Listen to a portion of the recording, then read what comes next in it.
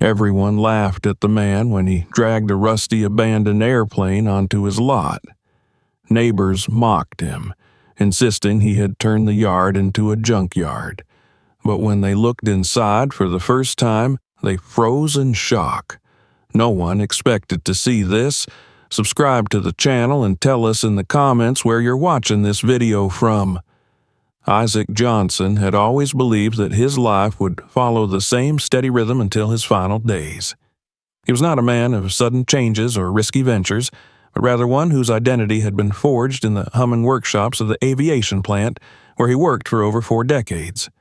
From his youth, he had felt a quiet pride in being part of something larger than himself, something that connected him to the sky. Each bolt tightened, each panel secured, each engine tested under his careful watch carried with it the dream of flight. And though he himself had never set foot in a pilot's seat, he felt as though every plane that left the hangar bore a small piece of his own spirit into the clouds. He had been born into a family with little to their name. His parents worked hard, scraping a life together in a modest neighborhood where opportunity was scarce, and children were expected to contribute as soon as they were old enough. Isaac discovered his love of mechanics early, tinkering with broken radios, dismantling bicycles, and reassembling them so they worked better than before. He was the kind of boy who could see the secret heart of a machine and coax it back into life with patient hands. By the time he was 18, the aviation plant in the nearby city offered him his first steady job. It was a gift, a chance to escape poverty, and he accepted it with gratitude. Through those years, Isaac built a family. He met Lillian, a warm, resilient woman who shared his quiet determination. Together, they carved out a life on modest wages, raising 2 children in a small house where love compensated for the absence of luxury. There were nights when bills seemed insurmountable, when the stress of putting food on the table pressed on his shoulders, but Isaac always told himself that his loyalty to the plant and his tireless work would secure their future. He believed that honest labor was its own kind of wealth, and that one day his children would look back with pride at the sacrifices he made. The plant became the anchor of his identity. Its massive hangars, echoing with the sounds of tools and the roar of engines on test runs, were as familiar to him as his own living room. He was there through the long winters when the metal felt icy under his fingertips, and through blistering summers when sweat dripped from his brow onto the machinery. He was there when the company celebrated milestones, launching aircraft that would serve the military or commercial airlines. He was there when younger men entered as apprentices, looking to him as the experienced hand who could guide them through the complexities of the trade. For 40 years, the plant had been his second home, and he had given it every ounce of loyalty. But the world beyond those walls was changing. Efficiency became a god worshipped by distant executives who had never dirtied their hands with oil and rust. Contracts shifted overseas, costs were cut with no regard for the men who had devoted their lives to the craft. Isaac heard rumors now and then, but he clung to the belief that his dedication would protect him, that the plant would continue long after he retired. He was wrong. The morning it happened was cold, with frost still glistening on the factory lot. Isaac arrived before dawn as he had done for decades, carrying his worn lunchbox, expecting another day of steady work. Instead, he found the gates chained shut and a paper tacked to the main door with bold black letters announcing that the plant was closed permanently.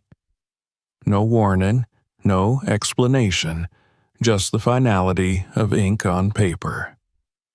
Around him, his co-workers stood in stunned silence, men and women who had given their lives to this place, their faces pale, their futures erased with a notice nailed like a coffin lid.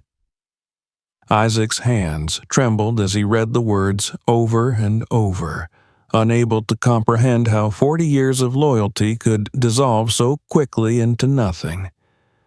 The days that followed blurred into each other. He tried to stay calm for Lillian, but worry clung to their small house like a heavy fog. He sent out resumes, attended interviews, but everywhere he was met with the same rehearsed sympathy. They admired his years of experience, they respected his dedication, but their eyes betrayed the truth. They wanted younger men, cheaper labor, workers who would not bring with them the weight of age. Isaac began to feel invisible, as though his decades of skill had been erased from the world. He walked home from each interview with his shoulders heavier than before, his hope thinning like the last threads of an old shirt. Tragedy deepened when illness struck. Lillian, who had been his steady partner through hardship, began to weaken. At first it was fatigue, then tests, then the grim diagnosis that hollowed out the walls of their world. Cancer devoured her quickly, too quickly for Isaac to believe.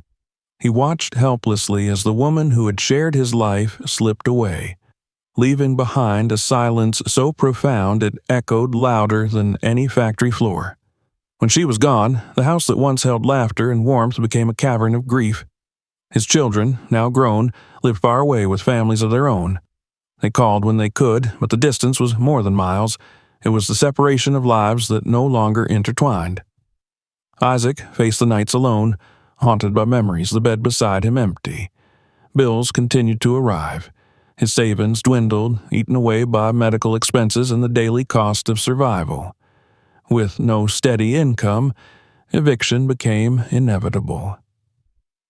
The notice arrived one bleak afternoon, folded neatly. Official, merciless. He sat at his small kitchen table staring at the paper with trembling hands. 30 days.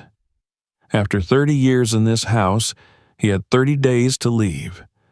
The irony stung like a cruel joke. His life, built piece by piece through sweat and sacrifice, was unraveling in the space of a few months. That night, he walked through the rooms that had once been filled with his children's laughter, with the smell of Lillian's cooking, with the hum of ordinary life. Now they were hollow, stripped of warmth, waiting to be surrendered. He tried to picture his future, but all he saw was a void. His chest ached with the weight of despair, and for a moment he wondered if the world had simply decided it no longer had a place for him. Yet, even in that darkness, a memory surfaced. Long ago, his parents had left him a small, awkward plot of land on the edge of town. Too narrow and oddly shaped for a traditional house, it had sat unused for years, nearly forgotten. It was not much, but it was his. The thought sparked faintly, fragile as a match in a storm, but it was something. Perhaps, he thought, he could start again, no matter how small, no matter how humble. But the question of how tormented him. With no money left, how could he possibly build a home? The idea seemed absurd. He stared out the window at the darkened street, remembering the hum of the factory, the laughter of his wife, the voices of his children. All gone. And yet, somewhere deep inside, a flicker of defiance stirred.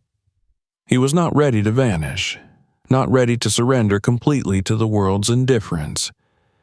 If he could not find a place, he would make one. If the world saw him as useless, he would prove them wrong. Thus began the slow shift of his fate, though he could not yet see the shape it would take. The house was slipping away, the life he had built was shattered, but a stubborn ember of survival remained. And from that ember, a new chapter would emerge, one that would lead him to an unexpected chance and a decision that would change everything. The weeks after the eviction notice passed with an unbearable heaviness. Isaac felt as though time itself had turned against him, dragging each day out into an endless stretch of worry and fatigue. He packed his few belongings slowly, as if resisting the inevitable, but each item he placed into a box was a reminder of how fragile his life had become. He was 58, alone, without steady work, and now soon to be without shelter. The neighbors avoided his eyes, some out of discomfort, others out of disdain. Those who had once exchanged polite nods on the street no longer paused to greet him. He had slipped into the realm of those the world preferred not to see.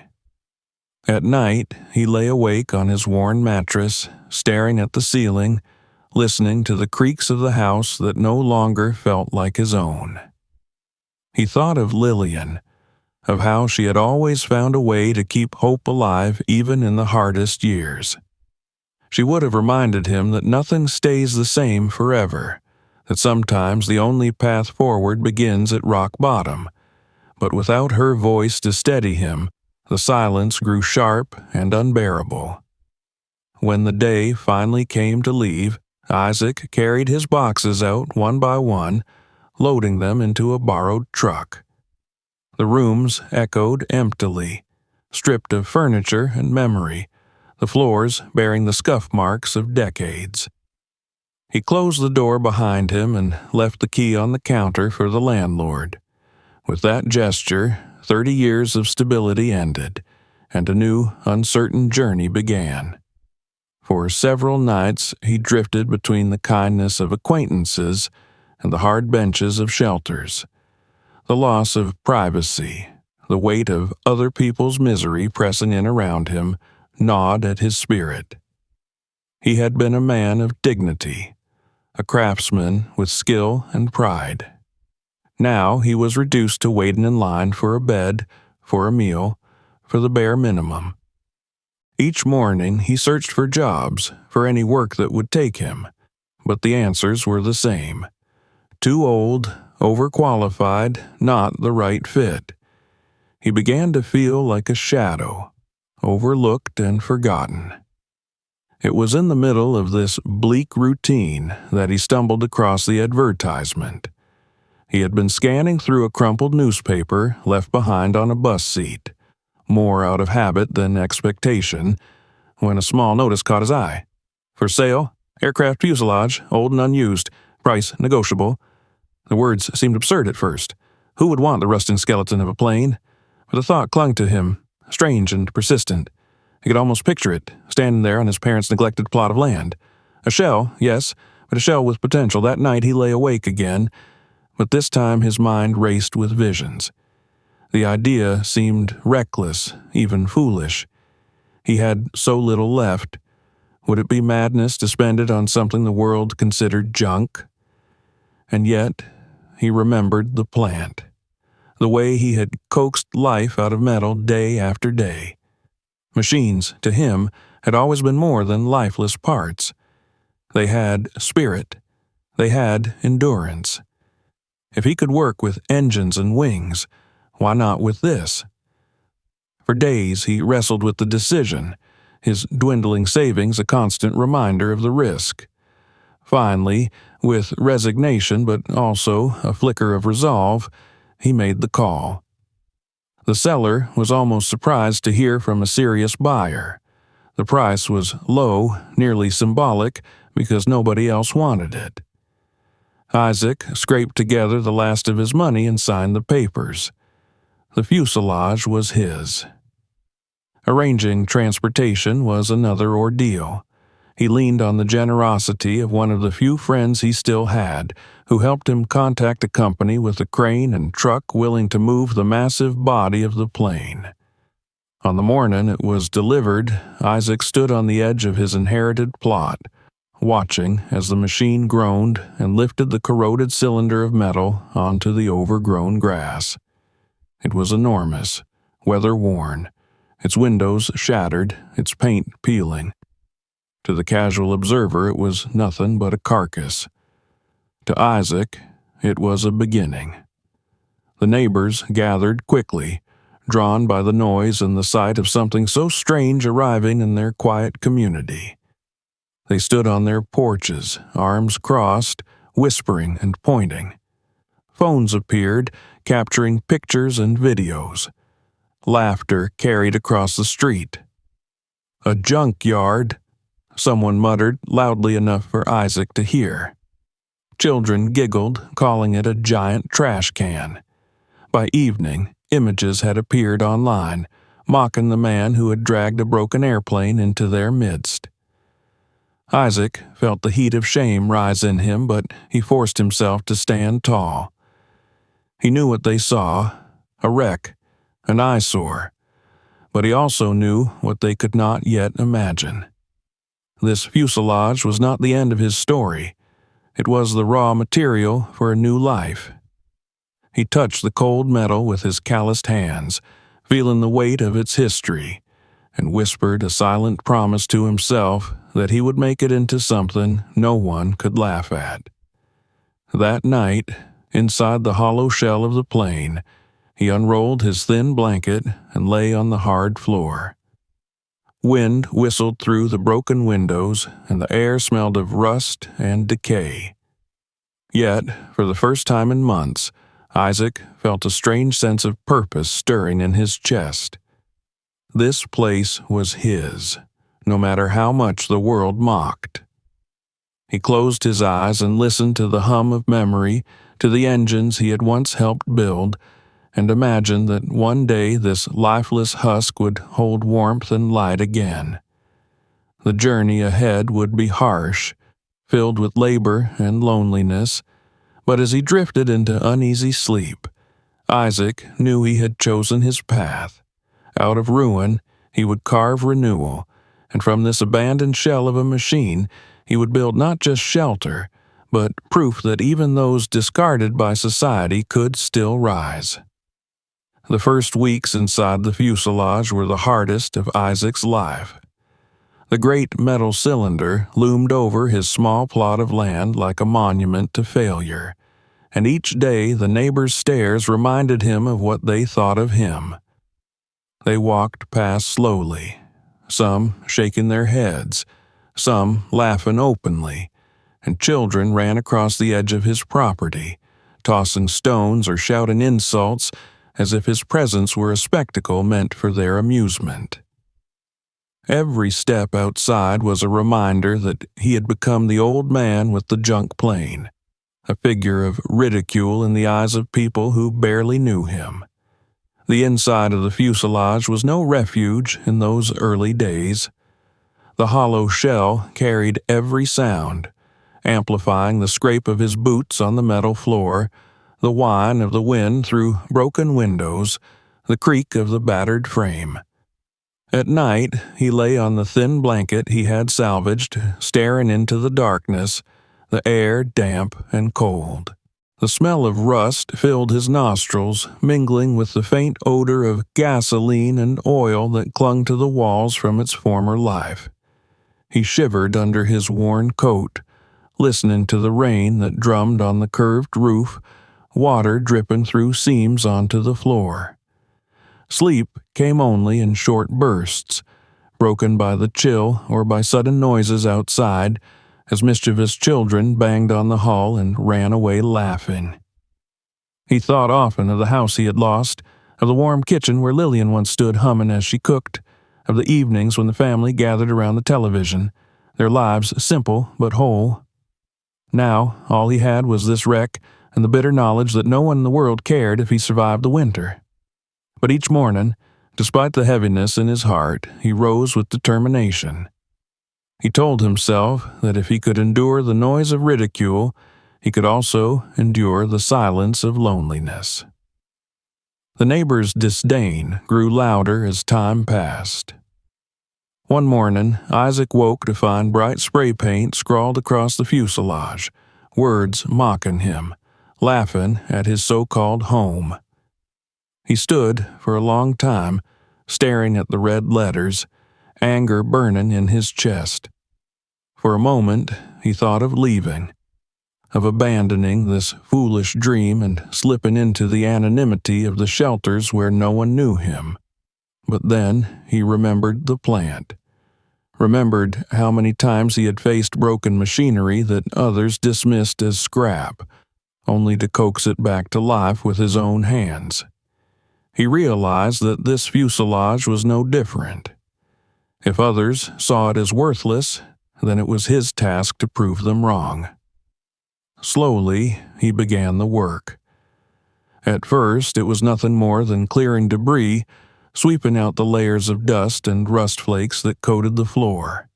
He patched small holes with scraps of sheet metal scavenged from junkyards, his fingers numb from the cold but steady with the patience of a craftsman. He dismantled what remained of the old seats, stripping them for parts, turning bolts and frames into makeshift supports for the work he planned. Each small act was a statement, a refusal to surrender to humiliation. But progress came at a cost. His hands ached constantly, the skin cracked and raw from laboring without proper tools or gloves. Food was scarce, bought with the little money left from day work he picked up here and there, fixing broken appliances for strangers who paid barely enough to buy bread.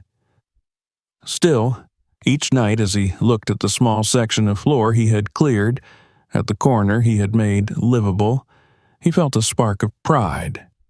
It was still just a husk, but it was his, and that made it worth fighting for. The loneliness was more difficult than the physical hardship. Days passed without conversation. The neighbors avoided him or sneered from a distance, and he had no one to share his progress with. He spoke aloud, sometimes just to hear a voice, telling himself the steps he would take next, as though narrating the transformation to an invisible audience. At night, when sleep evaded him, he remembered Lillian's voice, soft and steady, and imagined her standing beside him, urging him not to give up. Those memories were both comfort and torment, but they kept him moving forward when despair threatened to root him in place. As weeks turned to months, Isaac noticed the seasons shifting. The air grew sharper, the nights longer, and survival inside the fuselage became more challenging. He layered blankets over the drafty openings, stuffed cloth into gaps to keep the wind out, and built a crude stove from discarded metal drums. The neighbors mocked him more when they saw smoke rising from the plane, laughing at the sight of a man cooking in the carcass of an aircraft. But Isaac no longer listened. He had learned to let their voices wash over him like the wind that whistled through the hall. He began to gather supplies more purposefully. On construction sites, he found discarded wood and nails. At yard sales, he searched for items nobody else wanted: battered chairs, chipped tables, broken lamps. What others saw as junk, he saw as material. Piece by piece, he envisioned the transformation, a home hidden within the shell of derision. He worked late into the night, his lantern casting long shadows on the curved walls, the hammering echoing like a heartbeat in the empty space. Still, the ridicule did not stop. One afternoon, as he labored outside securing a section of the fuselage against rain, a group of teenagers jeered at him from across the road, calling him crazy, a fool wasting his time on garbage. Isaac kept his back turned, his hands steady, refusing to give them the satisfaction of a reaction. Inside, though, their words cut deeply. He was painfully aware of how absurd his efforts must look from the outside. Yet he knew the truth of what was happening inside the fuselage, a truth no one else cared to see.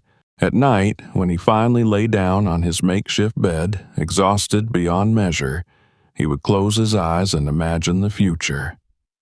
He pictured walls lined with shelves, a small kitchen, a lamp casting warm light across the space, perhaps even a chair by the window where he could sit and read as the sun went down. It was not much, but it was enough.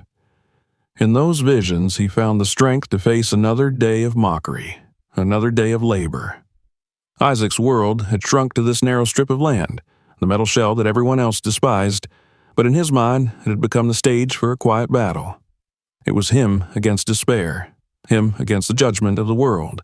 Each board nailed in place, each hole patched, each scrap of furniture dragged inside was a victory, proof that he was not yet defeated. Though he was alone, though he was mocked, he clung to the conviction that one day this plane would no longer be a symbol of his ruin, but of his resilience. The laughter of his neighbors continued, but so did the rhythm of his work. It was a slow, painful rhythm, yet it carried him forward. In that persistence, in the refusal to abandon the shell that had become his only refuge, Isaac began to forge not just a shelter, but a new identity. Mockery and loneliness surrounded him, but within the fuselage he was building something else, the fragile, flickering beginning of a second life. The days of mockery and isolation became a strange fuel for Isaac, a quiet kind of fire that urged him to work harder and dream larger. He had endured the laughter and the graffiti, the dismissive looks and the whispered comments, and though they had hurt him deeply, they had also taught him a lesson he had long forgotten. His worth could not be measured by the judgment of others. What mattered now was the task before him, the vast, hollow fuselage that sat like a discarded monument on his little plot of land. Where others saw rust and ruin, he was beginning to see possibility. The ridicule had not stopped, but inside the fuselage, something new was beginning to take shape. Isaac knew he could not afford to buy building supplies like others.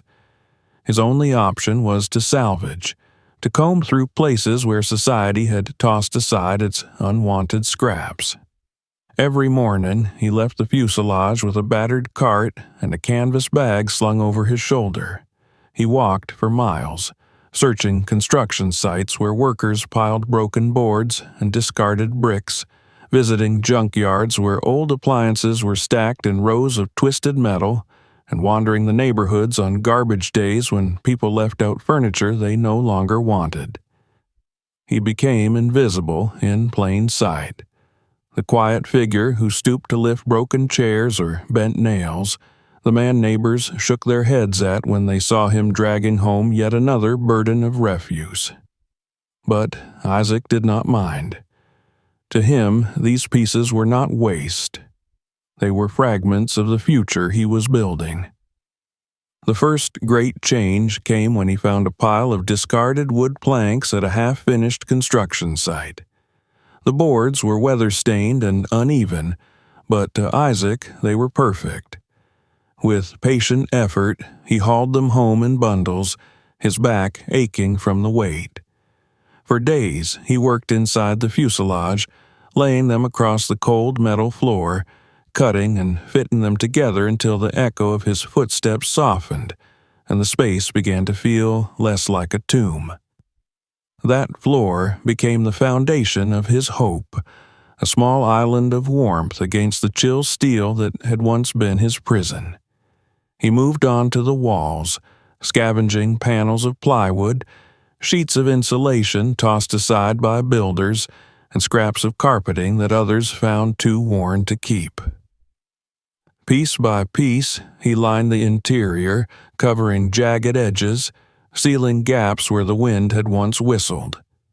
At night, when the rain struck the fuselage, it no longer dripped through so easily, and the sound grew muffled, less hollow, more like the shelter of a real home. Each improvement, though small, felt monumental to Isaac. He could sense the transformation, a slow rebirth of the plane that mirrored his own. His greatest triumphs came not from wood or nails, but from the forgotten treasures of technology. One afternoon, behind an electronics store, he discovered a heap of broken solar panels. Most were cracked, their frames bent, but Isaac's hands, trained by decades of mechanical work, coaxed some back into life. He rewired, tested, and combined what he could, and soon he had a small system that could capture the sun and feed it into salvaged batteries. The first night he switched on a lamp powered by his own system, he sat in stunned silence, the globe bathing the fuselage in warmth. It was a victory no neighbor could see, but to Isaac it was a moment of indescribable triumph. He had carved light from the darkness with his own hands. Water was another challenge. He devised a collection system using mismatched gutters, plastic barrels, and pipes scavenged from demolition sites. When the rains came, the water flowed into containers beneath the fuselage, filtered through layers of cloth and sand he had carefully prepared.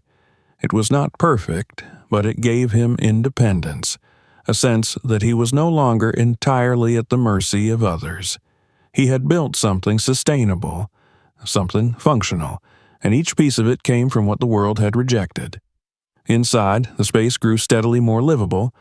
Isaac fashioned a kitchen counter from reclaimed wood, sanded smooth despite the scars of age. He repaired an old sink, connecting it to his rainwater system. From the frames of the airplane seats, he constructed a sturdy bed and chairs, covering them with fabric salvaged from a thrift store's reject pile. Even a refrigerator found its place, rescued from a curb, repaired with patience, and powered by the modest energy of his solar panels. Slowly, what had once been a hollow carcass became a true dwelling. Through it all, the neighbors continued to see only the rusted shell outside.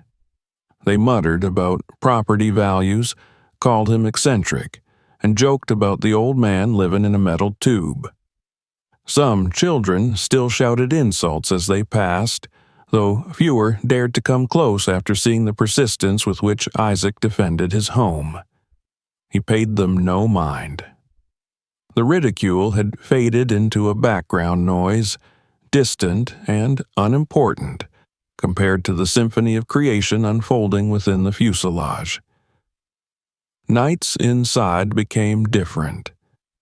Instead of huddling beneath blankets in the cold, Isaac now sat in a chair by the small window he had installed, reading by the light of his lamp.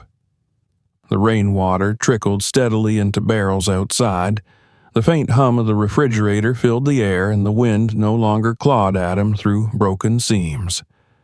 The loneliness remained, but it was gentler now, softened by the sense that he was building not just a shelter but a life. He would often pause in his work to reflect on the irony. The neighbors thought he lived in garbage, but he knew he was creating something more meaningful than any of their polished houses. As the months passed, Isaac's fuselage became a secret masterpiece. No one but he understood the ingenuity hidden within its battered walls. He marveled at how much could be achieved with so little, how resilience and imagination could turn cast-offs into treasures. Each salvaged piece carried a story of renewal, and together they wove a new narrative for his life. He was no longer simply surviving. He was creating. And yet, though the transformation filled him with pride, Isaac remained an outcast in the eyes of his neighbors. They saw only the shell, the symbol of failure, and judged him accordingly. Their petition to the council to have the fuselage removed gathered signatures. Their whispers continued. But Isaac did not falter. He knew the truth that they could not yet see. Behind the walls of rust and ridicule, there existed light, warmth, and the undeniable proof that what is discarded can be reborn. The mockery of the world had once nearly broken him, but now it had given him the strength to prove them wrong. His fuselage was no longer just a refuge from the elements. It was a home forged from resilience, an emblem of his refusal to vanish. And though the neighbors could not yet recognize it, the day was coming when his creation would no longer be invisible. In time, the shell they despised would reveal itself as a miracle of survival, and the man they mocked as a fool would stand as proof of what endurance and vision could accomplish. The more Isaac's hidden world blossomed within the fuselage, the more it seemed to irritate the people outside.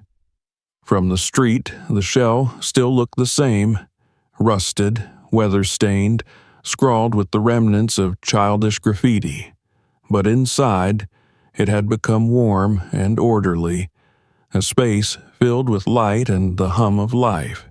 For Isaac, each evening he spent sitting in his homemade chair or cooking at his salvaged counter was proof that he had reclaimed his dignity. Yet the neighbors refused to see beyond the battered skin of the plane, and their discontent grew steadily into open hostility. At first it was only muttering, a continuation of the ridicule he had endured since the fuselage arrived. But as weeks turned into months, the tone sharpened. People began to speak of property values, of how the sight of the airplane carcass lowered the worth of their carefully kept houses. They grumbled at council meetings, demanded inspections, circulated rumors that Isaac was hoarding trash, attracting vermin, or running some kind of dangerous experiment. The more he improved his home inside, the more convinced they became that it was an eyesore to be removed. The petition started quietly. One morning, as Isaac returned from his search for materials, he noticed a group gathered around a clipboard on the porch across the street. They were laughing, shaking their heads, passing the paper from one hand to another. A woman glanced at him with open disdain as she signed her name, as if she were performing a noble act. Soon, copies of the petition spread throughout the neighborhood. Isaac heard whispers when he walked past, caught fragments of conversation about getting rid of the junk plane, about restoring the dignity of their community. No one came to ask what he was building. No one set foot inside to see the systems he had devised or the comfort he had created. They preferred to cling to the ugliness of the exterior, blind to the light within. Isaac bore the weight of their hostility in silence. He had long ago learned that words spent defending himself would fall on deaf ears. Still, the knowledge that his neighbors actively sought his removal pierced him deeply. He had worked tirelessly to create a home from nothing, and now they were trying to take it from him. At night, lying on his salvaged bed, he felt the familiar ache of loneliness return, heavier than before. The fuselage had become his fortress, yet beyond its walls the world pressed against him with contempt. The harassment grew bolder. Someone threw eggs against the side of the plane, the yolks drying into sticky stains he had to scrub away. Teenagers crept onto the property at night, banging on the metal skin before running away, shrieking with laughter. A bag of garbage was left at his door with a note that said he should live in a dump if he wanted to live like trash. Isaac picked up the bag without a word, carried it to his barrels, and went back inside. His silence was his shield, though inside his chest his heart pounded with anger. More than once he considered giving up. There were moments when he stood in the middle of his carefully arranged home, looking at the lamp he had wired, the shelves he had built, the water containers he had rigged, and asked himself if it was worth the constant battle. He imagined abandoning it all, walking away before the council could act on the petition, slipping quietly into another city where no one knew his name. But each time the thought surfaced, another rose with it. He had already lost his house, his job, his family life. This fuselage was all he had left, the only thing that stood between him and oblivion. To abandon it now would be to accept the judgment of those who had mocked him, to surrender the last scrap of dignity he still possessed. That, he decided, he would not do. So he kept working. The more the neighbors sneered, the more determined he became to finish what he had started. He polished the floor until it gleamed, reinforced the walls with salvaged insulation, and painted the interior a warm shade of cream that softened the harshness of the metal. He repaired the salvaged refrigerator so that it ran more quietly, organized his books and tools, and planted a small line of herbs in makeshift pots along the windowsill. Each improvement, however minor, was a silent answer to the contempt around him. They could not see the life inside, but he could feel it, and that was enough to steady him. Yet the pressure from outside did not relent. One afternoon, a council officer arrived, clipboard in hand, asking questions in a clipped official tone. The man inspected the exterior, scribbled notes, and warned Isaac that complaints had been filed. He would need to review whether the fuselage violated zoning codes, whether it posed a safety risk. Isaac stood by, nodding politely, though his stomach churned with fear. He knew the neighbors would not rest until he was forced out, and the visit confirmed how real the threat had become. That night, he sat at his small table, head bowed in his hands, struggling against despair.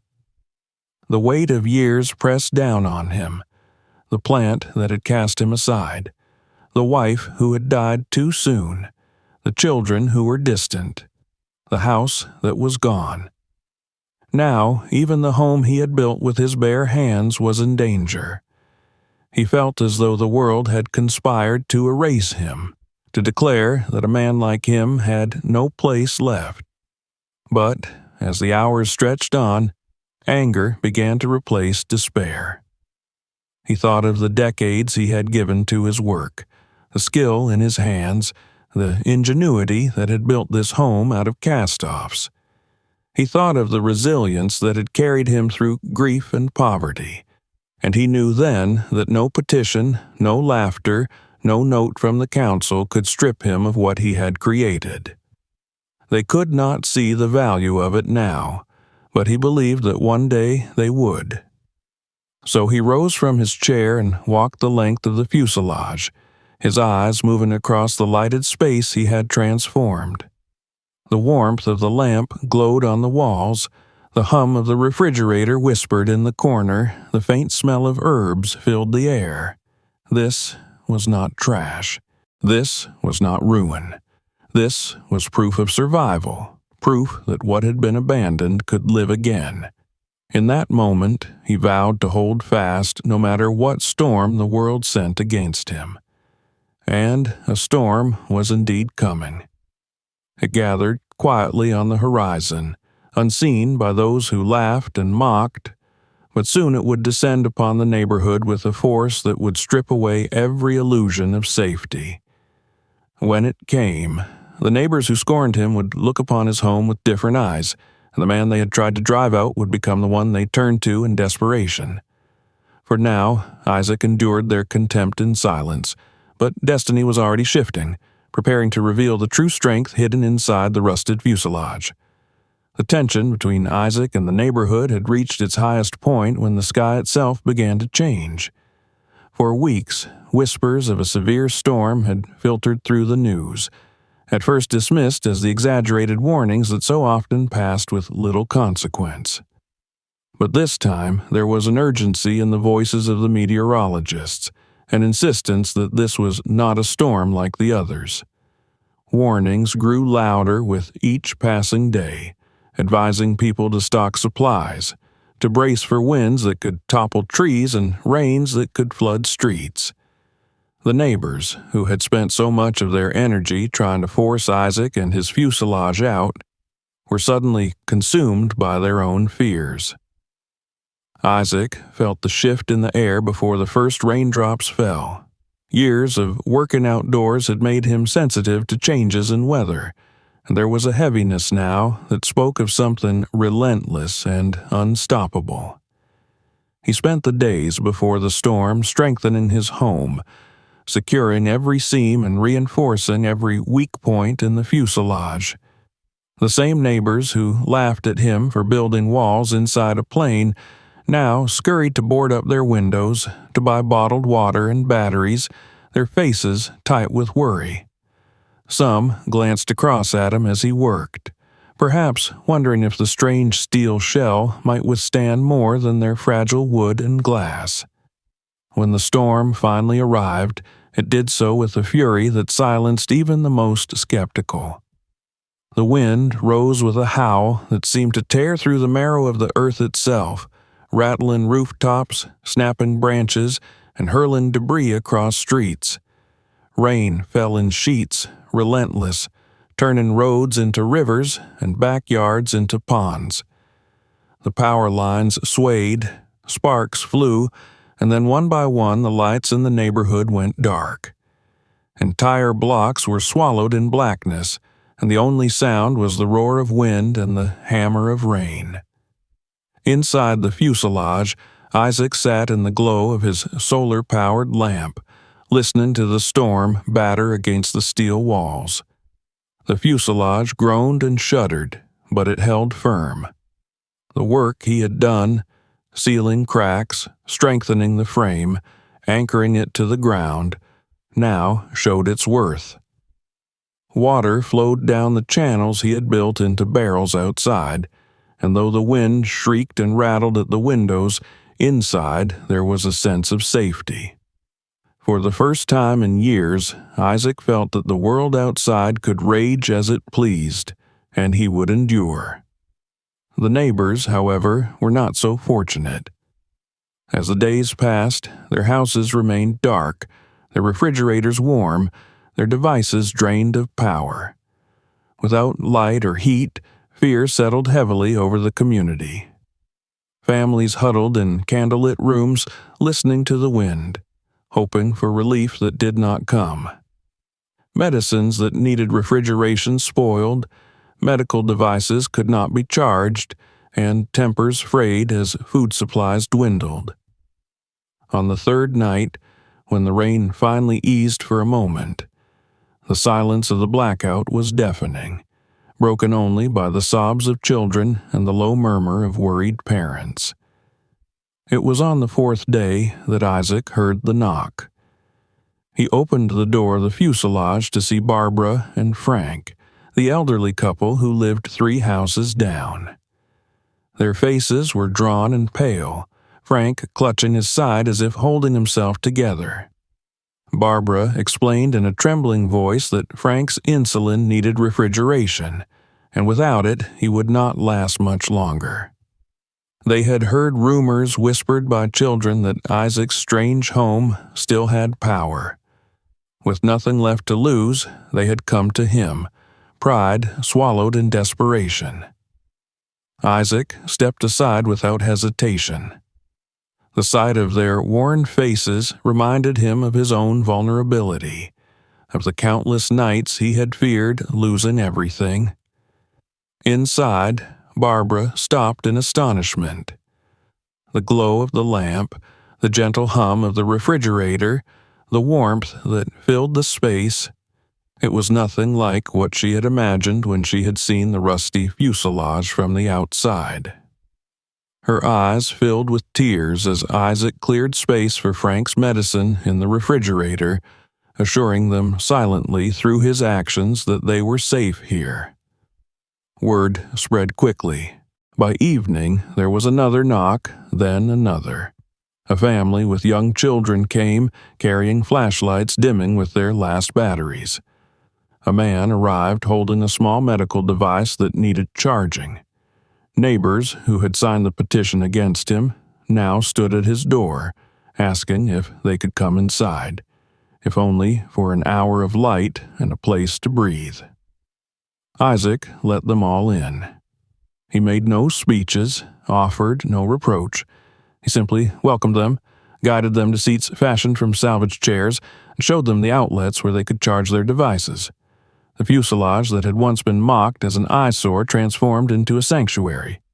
Children sat cross-legged on the floor, watching cartoons on Isaac's small television powered by his solar panels.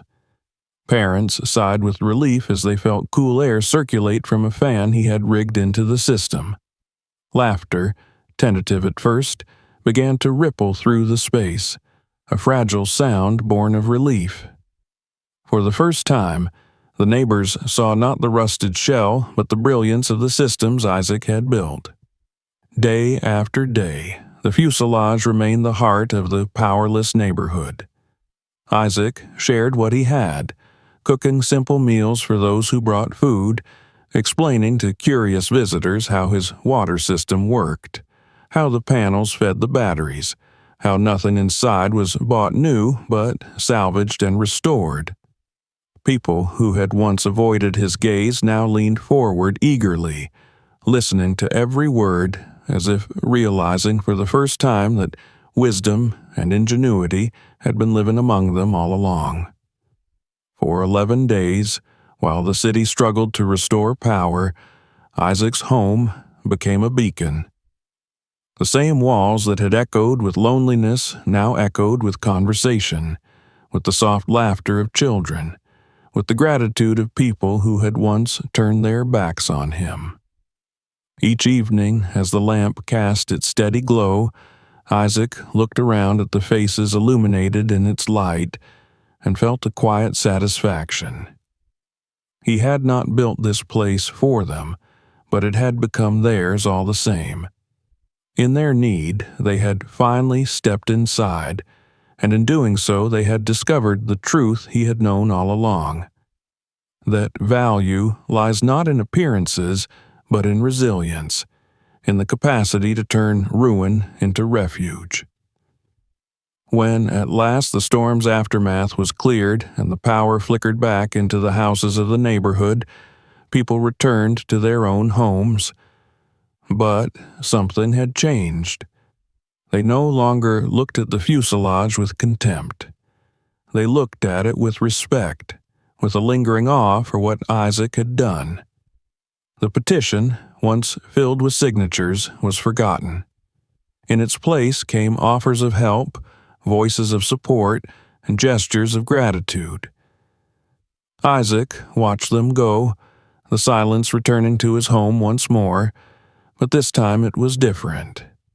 The loneliness was lighter, softened by the memory of the nights when his fuselage had become the shelter for an entire community. He knew the ridicule would not return as it had before, because the storm had stripped away the illusions. His neighbors had seen the truth with their own eyes.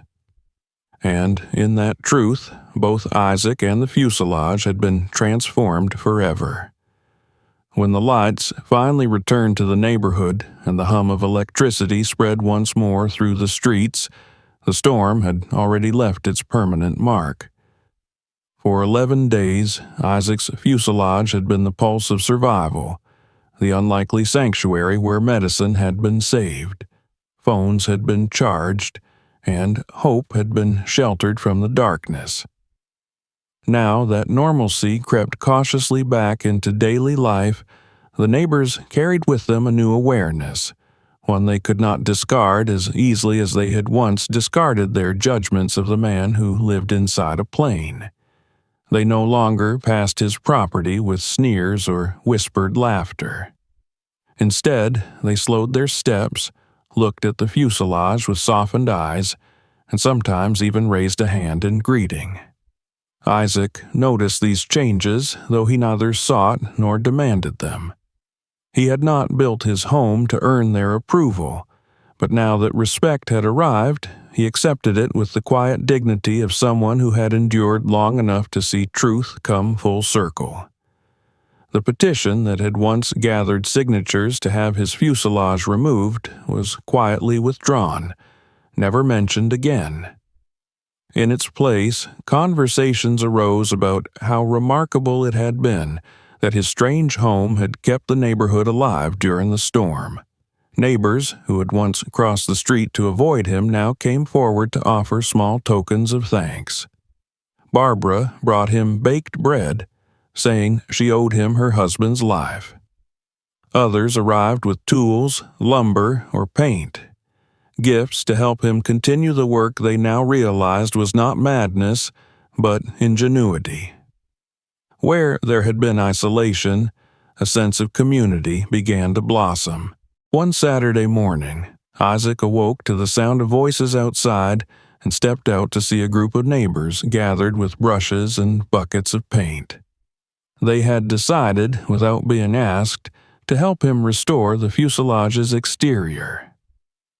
Ladders leaned against the metal shell, and cheerful laughter rang out as patches of rust disappeared beneath coats of fresh paint. Children, who once mocked him, now played nearby, their laughter carrying a different tone, one of belonging rather than derision. Someone built a small wooden deck at the entrance, another arranged potted plants along the steps, and slowly the fuselage transformed on the outside to reflect the warmth it had long contained within. Isaac watched in silence at first, stunned, before joining them with a paintbrush in hand. It was the first time in years that he felt the strength of many hands working alongside his own.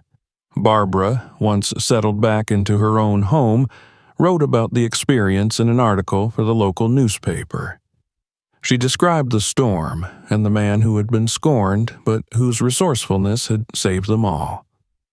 The story struck a chord. Within days, larger papers picked it up, fascinated by the idea of an old aircraft fuselage reborn into a home of resilience and independence. Journalists came to photograph the interior, to marvel at the solar panels rigged together from scraps, the rainwater system made of barrels and pipes, the furniture built from discarded wood. They called Isaac inventive, resourceful, a man who had turned society's waste into a lifeline. Soon, letters and calls began to arrive. Students wanted to learn from him, environmental groups invited him to speak, and a local community college asked if he would teach workshops on sustainable living and upcycling. Isaac, who had once sat alone in despair, now found himself at the center of conversations about resilience, adaptation, and innovation. He traveled modestly, always returning to his fuselage, but wherever he went, people listened with rapt attention to the story of how he had taken ruin and built from it a new life. The city itself began to take notice. Officials who had once threatened inspections now sought his advice. The Parks Department consulted him on eco-friendly installations, asking how to integrate salvaged materials into public spaces. For the first time since losing the factory, Isaac was not only valued for his skill, but sought out as a voice of experience and vision. At 70 years old, he found himself busier than ever, not with the grinding labor of his past, but with meaningful work that carried the weight of respect. Back in the neighborhood, the fuselage remained the heart of his life. It was no longer a joke, no longer a target for ridicule. Instead, it had become a symbol of what was possible, a monument to perseverance.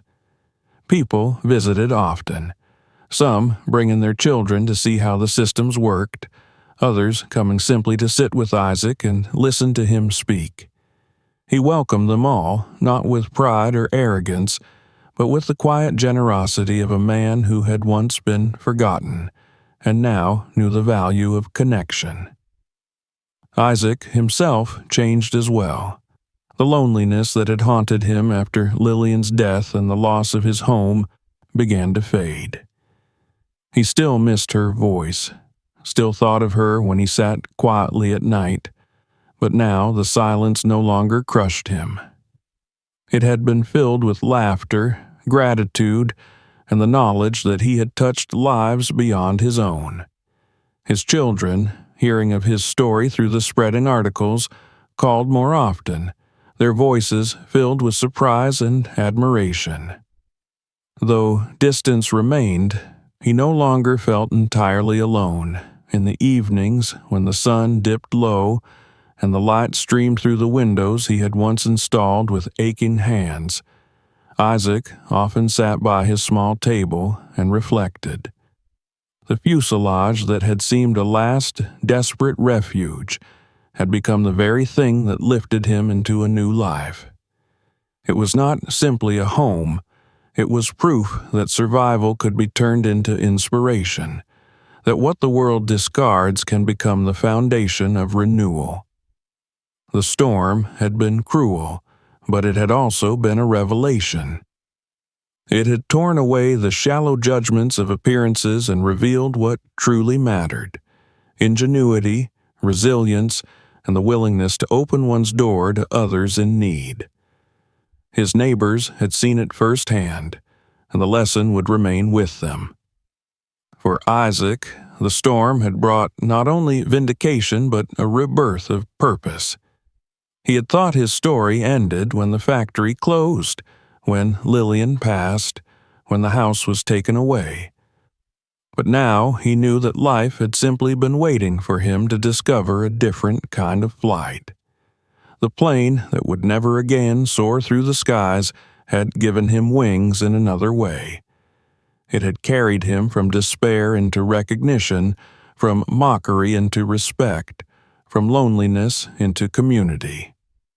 As the evening shadows lengthened and the hum of his solar-powered lamp filled the fuselage with light, Isaac smiled. He had not only built a home, he had built a legacy, one that proved to all who looked upon his life that even the most discarded things and the most discarded people could rise again, stronger than before. This story is just the beginning. Hit that subscribe button so you don't miss the next unbelievable twists we uncover. Dive into our other videos right now for even more shocking true stories. And if this one kept you watching, share it with your friends and family. Let them be just as stunned as you were.